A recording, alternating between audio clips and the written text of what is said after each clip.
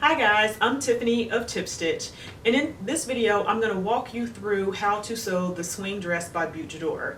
If you follow me on my blog, then you know that I've recently completed this dress and I love it. It's full and gathered and great for a hot summer day.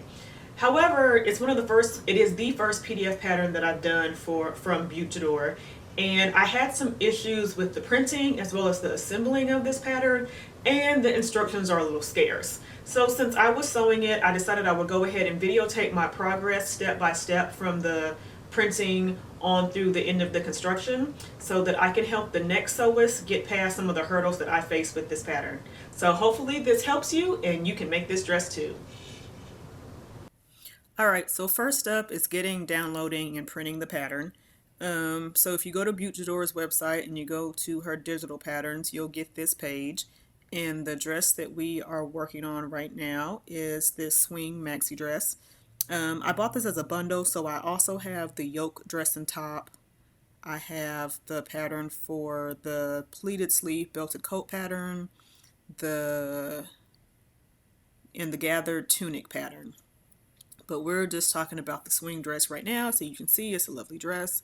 She made it in this striking red color.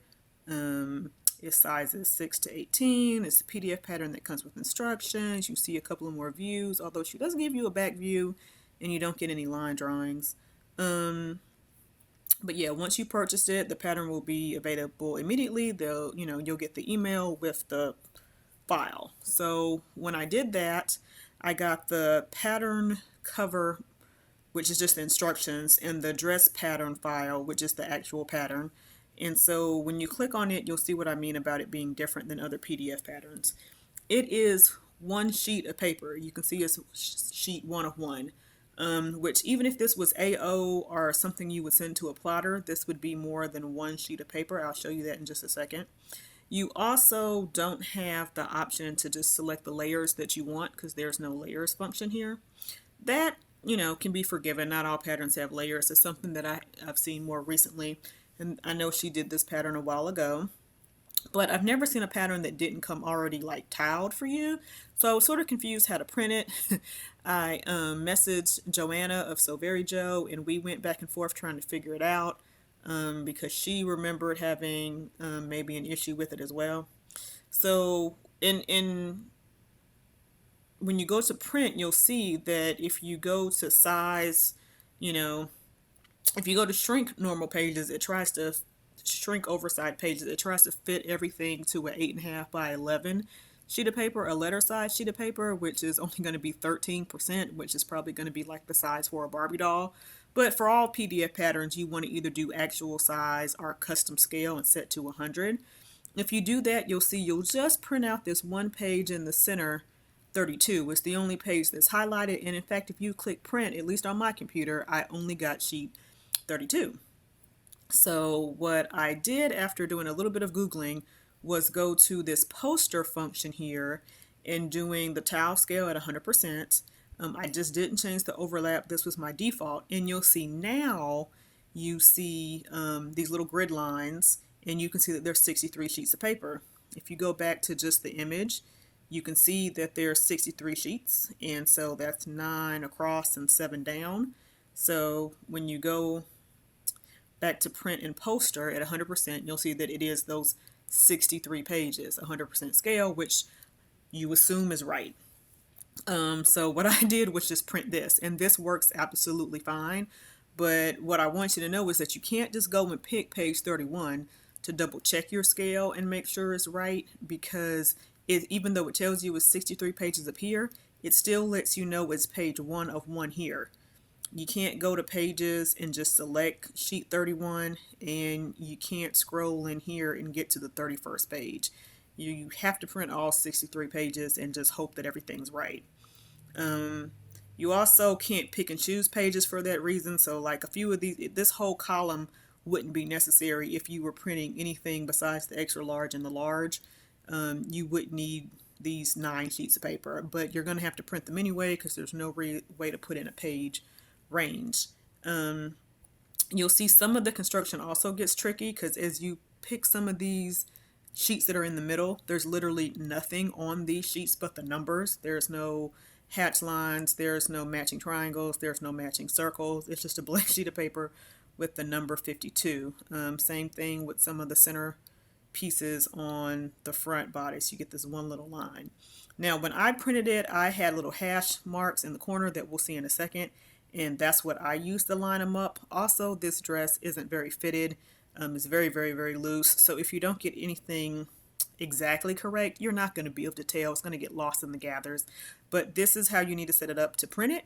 Just select print, shoot it to your printer, grab it, and then I'll show you how we're going to tape them and put them together. So once you have all your pages printed out, they are going to look like this. This is a very minimal sheet, but you'll see this very small black plus. You'll see it here at the top corner. It's more like an L. On a sheet that has more information, you can see it's going to look like this. There aren't really any borders. That's really just part of the dress. That's why there's a line. At this top one, there's not a border. Same thing moving forward. When you get into all the sheets, you'll see that they have those pluses here. There actually is more of a line that connects them, so you have something to go on. And page 31 is what has the page with the guide, so that you can make sure that the test square, so that you can make sure that you printed it out the right size. Everything should work out fine if you just follow the instructions that I gave you, but it's always best to check this. Like I said though, there's no way just to print out sheet 31 to make sure that the test square is right. So you're going to end up wasting 30-something sheets of paper if for some reason your scale is off. My printer actually started printing with page 63 and then up to page 1, so from backwards to forwards, but your printer may do the opposite. Either way, once you have everything printed out, you should be able to follow along these black grid lines on the edge. And so I'm going to use my Cricut cutter because it actually works really well. I also have one of the long arm things like old school teachers used to use, but that is not as efficient as this is for smaller amounts. So what I'm going to do is just line up, I think it's about 1/4 of an inch probably, margin here. I'm going to line up I should probably zoom in. Hold on. I'm going to line up these little X's so that you can see more clearly. So line up that little black line at the top and at the bottom here. You close this guide and then you just bring this through. Whenever I do PDF patterns, I only cut off the right side and the bottom, or the right side and the top. It doesn't really matter. I'm going to do it the right side and the bottom this time. So I cut off the right side. Now we're going to cut off that little 1/4 inch for the bottom. I don't like to put too many sheets. You see I just did like 4 sheets here. I don't like to put too many sheets in this Cricut cutter. You could definitely do this with scissors. Hopefully you have a straighter hand than I do, and then that would be fine. I just want to make sure that I'm not going to end up with any crazy rough edges or anything like that. So I'm just going to go ahead and use my Cricut because my hand just really isn't that steady. So again, I cut off the right side. Oops, I didn't cut over all of them. There we go. I'm going to cut off the right side. Oop, I tried to put too many sheets in at a time. And I'm going to cut off the bottoms. Again, you're just going to line up the black marks. The thing that I like about this Cricut too is that it has this fold out arm, so it can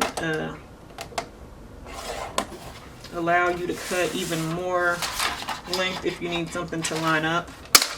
I'm just going to keep doing it like I was before because I'm only cutting off this very small amount of margin. So just keep doing that till you get through them all.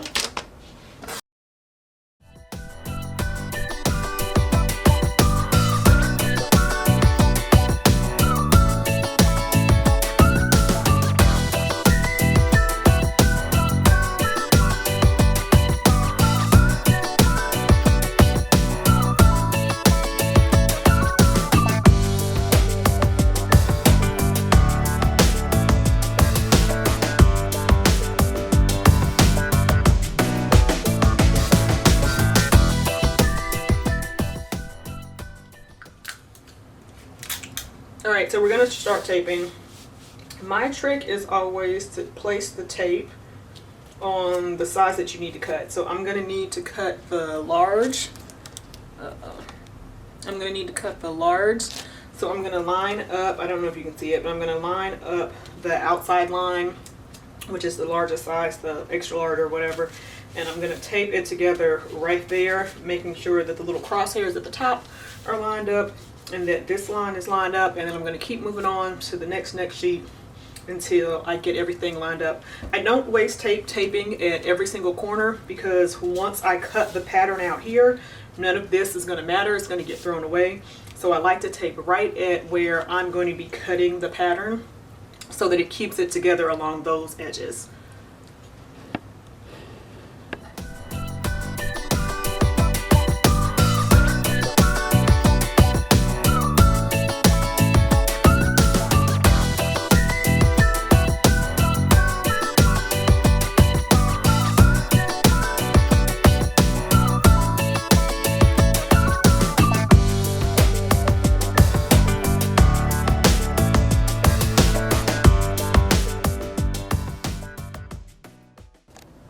So I wanted to take a close-up of some of these areas to show you that because this pattern has no border, some of these areas are pretty tricky to line up. So let me see if I can move this over without messing everything up. This page 12 is just a totally blank sheet. There's no border, there's no lines to cut, and it's basically because the front and back of this pattern are quite huge. So there's quite a few sheets that are just going to be empty space, and that's fine. It's just that there's no border here to line anything up with on either side. So I just sort of stuck this piece in the middle as a filler for right now to 11 and 13, right underneath sheet number 3, which I was able to line up fairly well because I have these lines to line up. But then when I got to sheet 13, you'll see again, I don't have a border. I do have this tiny crosshair here in the corner that I'm trying to line up with that tiny little bit of a black line on sheet 4 and tape together. And then I'm just going to make pattern piece number 12 sort of fit in there some kind of way. But you'll see here, as often happens with diagonal lines when you're doing these types of print and cut PDF patterns, is that you lose a little bit of the line. So it's sort of hard to make sure that this is lined up right. Now, to be honest, this irks me because I just expected to have some kind of border or something to go by. That's what I've seen on other patterns. But in the end of the day, I don't think it's going to be that big of a deal. It's a very loose, non-fitting, drapey, big tent dress. So if that line isn't exact, no one will ever know. You could probably just, like, this is the kind of dress that other people who don't use patterns would just throw up on a mannequin and just sort of sew. But I'm going to do my best to try to line up this really tricky section here of 11, 12, and 13. Like I said, I'm going to try to line this plus up in this corner as best as I can make sense of it. And just tape that whole corner together so it stays put. And that didn't stretch out the other side of my number 12 too badly. So I think that we're good. We're going to move on to sheet 14, which again has more diagonal lines. We do have the crosshair here, thankfully. Let me straighten up the camera a bit. But we do have this crosshair here on sheet 14. So we are going to sneak it sort of under, line up this brown, black, and sort of tan line, get that cross as close as possible, and then try to get these lines on top, the purple, blue, and orange, to a place that sort of makes sense, like so. And we're just going to tape it and call it a day. Again, we're going to tape it along this orange line because that is the line I'm going to end up cutting the pattern on. It's the largest size. And then we're just going to keep on going like this. But I just wanted to point these particular things out because this is different than any other PDF pattern I've ever done. Alright, so one other thing I wanted to show you, and I don't know if I can really call this a tip or not, is that with a very large pattern like this, again, it's 63 sheets. It's like 9 pages across and 10, 9 times 7, 63. So it's 9 times, wow, and it's 7 times deep. When I'm working with big PDFs like this, which I typically don't like to do, I go ahead and I cut the smaller pieces as I finish them. This is a facing piece and it's really only on these 3 sheets, 8, 17, and 18. So I'm gonna go ahead and cut this out to not be bothered with it later as I'm trying to move this huge pattern piece, right? And then here is the strap. So that's just going to be these 4 sheets here, 5, 6, 7, and 8.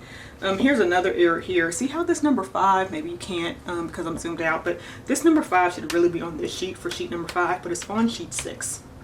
Anyway, I'm going to go ahead and I'm going to cut this piece out. Like I said, I don't tape the joints that don't matter. So like these 4 sheets do come together right here, but this is nothing that I need. This is going to end up being trashed. I also didn't bother taping together the tops of any of those sheets. I did tape where these 4 sheets join because that's within this pattern piece, but I don't bother taping joints. Now it's taped here because this keeps the dress part together, but I don't waste taping things that aren't going to be connected. So let me go ahead and cut out these 2 pieces. So now that I have all my pieces cut out, we can get to doing the actual construction of the dress.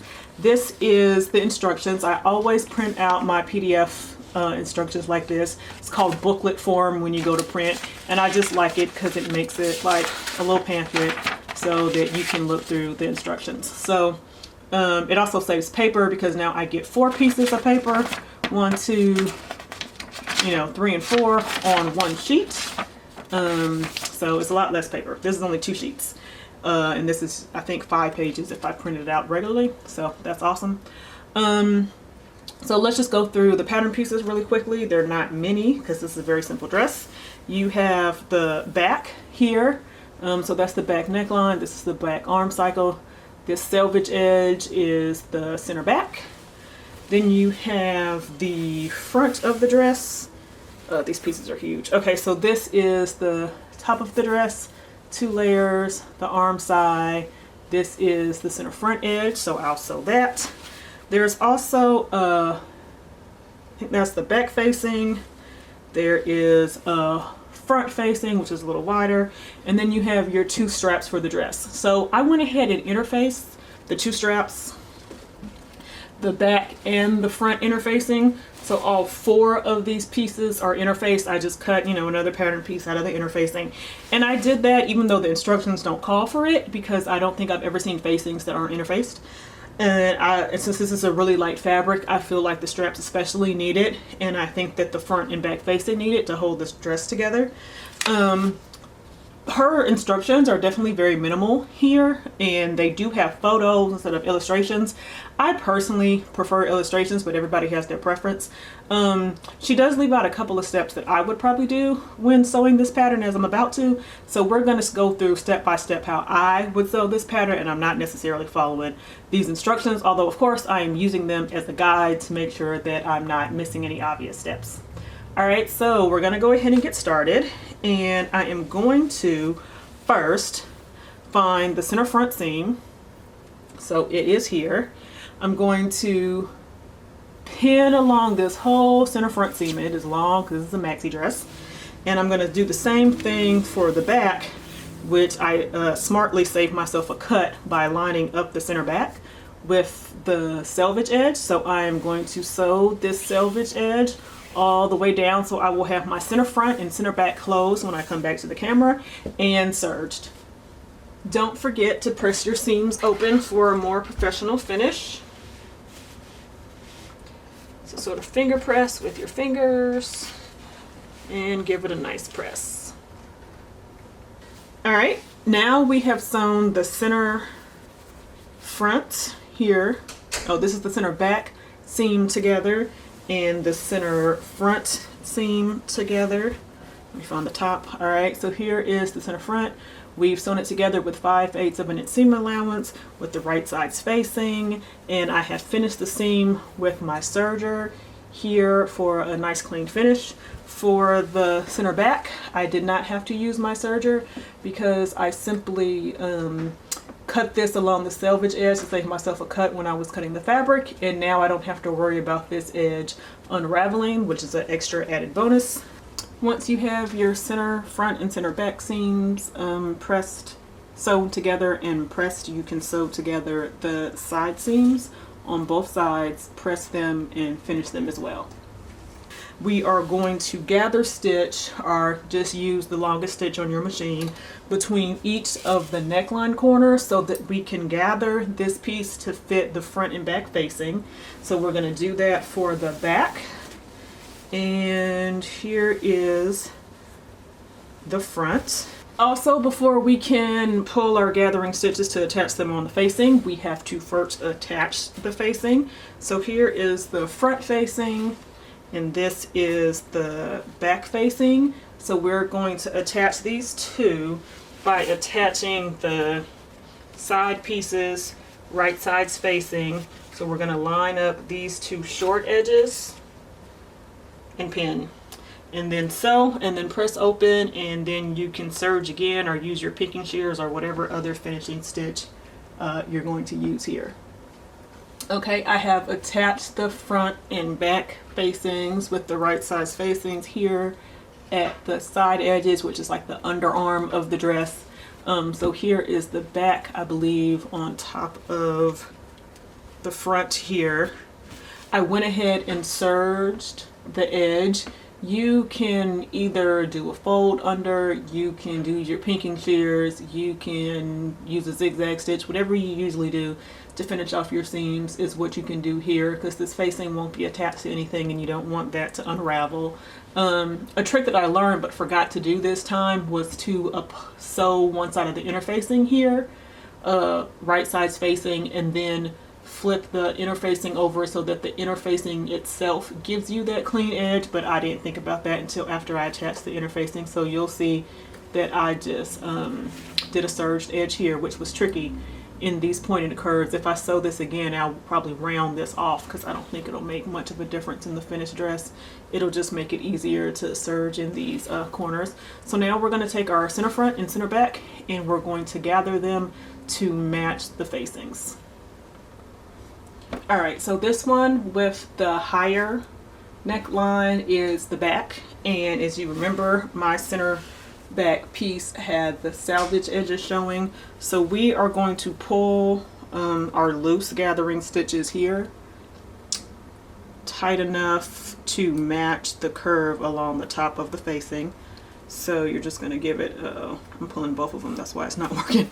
You're going to pull one thread and just gather it. You can spread the gathers out along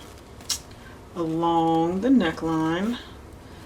If you can remember what side you pulled on the other side, you can pull from both sides, or you can just continue to gather. Once you've got it a little tight like we have here, we're going to start trying to match it up. So like I said, this narrow edge is the back. We are going to, oh, I don't have pins. We are going to pin this here in the corner so that it matches right sides facing. And then we're going to see how much tighter. Ooh, see, we need to do it a little bit tighter because I have a little bit of extra here. So I'm just going to go back and pull the same thread I was pulling and ease these gathers down to the other end. Tighten it up, test it again. Now I am a little too short, so that's no problem. We'll just sort of stretch some of these out until it matches that edge, which is right about there.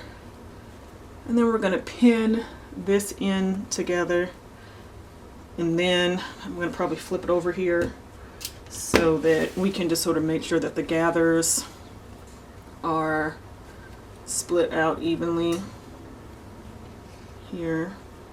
And I've loosened one of them, so let's tighten it back up a little bit.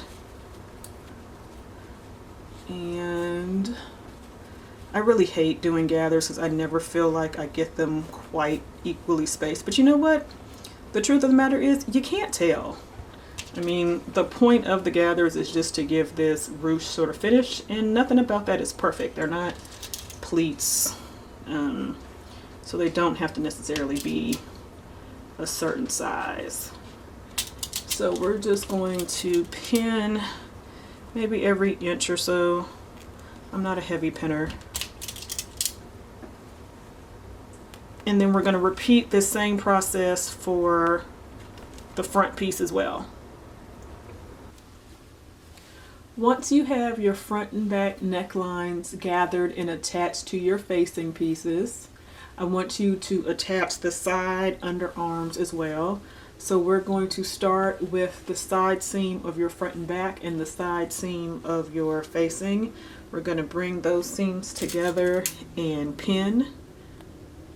And then just pin along this edge and pin along your other edge, and then we're going to sew from one edge to the other using a 5/8 of an inch seam allowance to attach the arm sides. But I only want you to do from the top corner here of the front or the back to the top corner to the front or the back, whichever one you're starting with.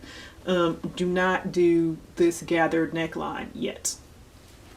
To make your straps for the dress, you're going to take one of or both of your long pieces for straps. You're going to fold them in half lengthwise, pin.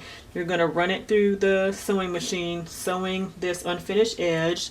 I use 3/8 of an inch, so I have a tad bit wider strap, but you could use 5/8 of an inch as instructed in the directions for a little bit narrower of a strap.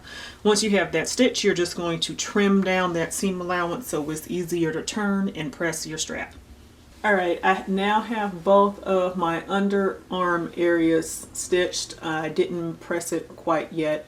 And I'm going to show you why we held off on to stitching the top neckline. And that's because I'm going to insert the straps a little bit differently than she shows in the instructions. Instead of sewing this all together, flipping this out, and just this top stitching this to the right side, well, the inside, I am going to go ahead and sandwich this in between the facing. So what the instructions say to do is to measure down about 7 inches. And then that's going to be the fold, because if you look really closely at this view, there are sort of 2 straps in the front that come to 1 strap in the back. It's really hard to see on the view, and there's not really a sketch of it. You can see it better here, maybe.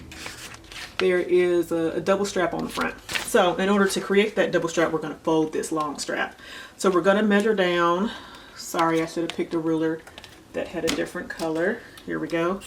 We are going to measure down 7 inches. So we're going to start here. 7 inches is right about here. So this is going to be a little hard to see because it's blue on blue, but that'll be good when it comes time to install it. So I made a really faint blue line here with my chalk marker. I could use one of my Frixion markers that is a different color, and that would show up better. But this is going to work for me, and I'm going to fold there, and I'm going to pin. All right, and we're going to do that for the other strap as well. So we're going to take this strap. Let me see if I can find another marker.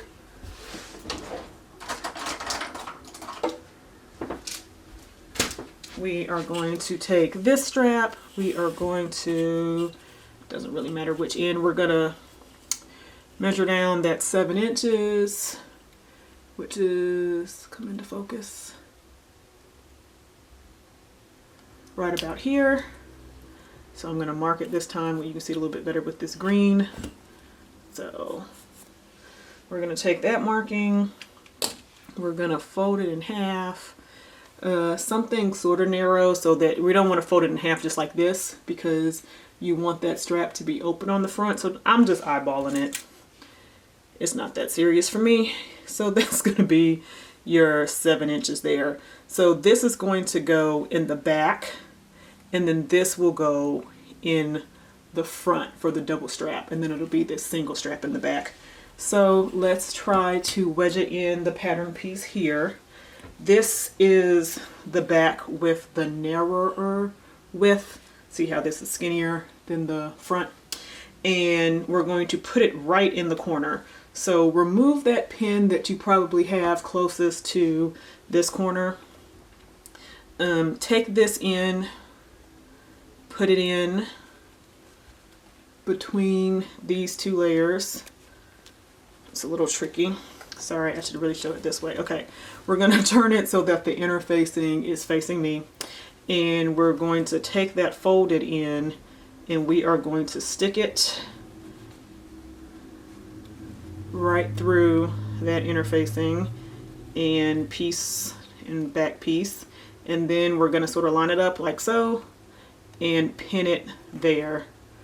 Readjust your gathers. I'm going to have to pull them a little tighter. And then put your pin back in that corner if you need to. And we're going to do the same thing for the other corner. We will take the other folded in that we have right here. We're going to take it underneath this inner facing. You're going to pull it through so that it fits right in the corner up against the seam allowance. And we're going to pin it back down. Now let's take this to your sewing machine, and using a very long stitch, just in case we have to adjust this strap length, we are going to use like a basting stitch to sew this facing together. Now, you need to sort of figure out where the other side is going to hit the front. This edge that's going more to the outside, definitely you're going to want it to hit right in the corner. So again, you have, this is your front here, and I'm just pushing it up into this corner. I'm just gonna push it, ow, pricking myself, through this corner. So you're gonna get that edge, that one side of the strap. Make sure that it's not tangled, all right? I know it's tricky, it's even tricky to show on camera, but make sure that you get it in there and it's not twisted. And we're going to pin it down as well, if I can get my fat fingers through this hole. Okay, there they go. All right, so we're going to take this and put it towards the corner. Trying to line it up right so I get a good view when I flip it. And we're going to pin that, pulling a little bit through. I always like to have a little of the strap come all the way through so you have some security there. So I have that in like so, and I'm going to pin it. And we're going to do the same thing for the other side. You're going to find your strap in the other back corner. We're not going to start with the long one, or I sort of put this one in backwards. Okay, so we will start with, nope, let me just flip this around. So we're going to take this out and I'm just going to flip it. Flip. I'm putting it right back where it was. I just flipped the V. Alright, so it's right here in that corner. I'm pinning it back in place. And I just did that so that my short side is the one that's going to this corner. So I'm going to take it, again, I'm going to push it up through here. Need to move this pin. I'm going to push it up through here, again, trying not to get it wrapped around and twisted. And I'm going to push it through to right in this corner. Like I said, let a little bit of the strap leg sort of come through. And I'm going to pin it. Oops, my other pin came out. And I'm going to replace the pin that just popped out there here. So I keep these gathers in place, and I'm going to take this to my machine and again do a basting stitch on the front and the back. Once you've basted your front bodice piece, your front dress piece to the facing, you'll have this. So you'll have the one strap that you attached in the corner. This one I tried on and pinned. We'll talk about that in a second. But so here you're going to have your gathers along your neckline, and you're going to have both of those straps in the corner. I haven't pressed these or picked them out clean yet, so they look a little rough. So you're going to have that. But then to have this double strap feature, you're going to have this other strap that comes back forward. This right now is not caught in between the facing and the dress like the one in the corner is. See how it's in between the facing and the dress? It's sandwiched in between. That's what we want. In the back, we also have this folded edge, is caught or is sewn in between the back piece and the back facing. So you see you have that little bit of the fold that's caught in that seam. So the back is done. I used the 7 inches from here to here for the fold that she suggested. I would make that 7.5, even 8, because this ended up being a small neck hole. But I can fit my head through it, even with my big afro that I'm rocking today. So I think it's going to be okay. So like I said, I tried it on because this piece here is still loose. It's not captured in between the facing. Now again, you could skip all of this if you didn't want to finish off this facing and then attach the straps, but then your strap is going to be here and you're going to have to top stitch along, and I really don't want to top stitch on top of these gathers, so I'm trying to catch it in between the facing. So this will be prettier once I cut this corner. Okay. So I tried it on and then I just pinned this strap in place. I didn't want to come too far out from the corner here on the neckline because, like I said, this was already sort of a smaller neck hole. So you can see here it's about, oh, I don't know, an inch or so away. I have my ruler. Yeah, it's about almost exactly an inch away. What I'm going to do is I'm going to keep this pin here but push it down and move it out the way. And I am going to use my friction marker, because I swear by these, to mark the line. So this not only tells me the length, this also tells me the angle at which I need to go back in and sandwich this in between the facing and the front. I'm going to do the same thing to this side, except for my pin is more in the way. I'm going to use that friction pin. I'm going to line this up, and I'm just going to mark along where that lines up. See? Right there. So this is why I told you to make a basting stitch, because we're going to unpin this. Now you can see that this strap is just totally free. We're going to unpin on both sides. We're going to take our seam ripper and we are going to sew to unstitch this about the 1 inch apart plus another inch, say, to fit the strap in. So we're going to flip this corner back out. And we don't want to unstitch where it's already going through the strap here. So we don't want to take this stitching out, but we do want to take from that edge about 2 inches. So get your seam ripper and take that out. To make it easier to know exactly what you're removing, I am going to use my ruler. This is about the edge of where the strap is, right around there, right? And then 1 inch from there is where I want to place this strap. So this is going to be your interfacing. No one's going to see it. I'm just going to go ahead and mark right there. And then so from there over is where we want the strap to go. So you're just going to put your seam ripper in here. Again, this is why you used your basting stitch, so that it wouldn't be difficult to remove. All right, and this is easy as if you've turned your dress back inside out.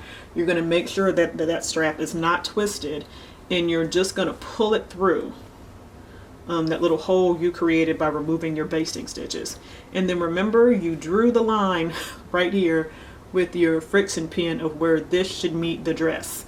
So you're just going to pull it back down so that that pretty much lines up with where you're going to stitch when you stitch it back together. So see how that's sort of right there in the stitch line? I'm just going to fold that back together and place a pin here to hold it in place. If it's not perfect, it's not going to be terrible.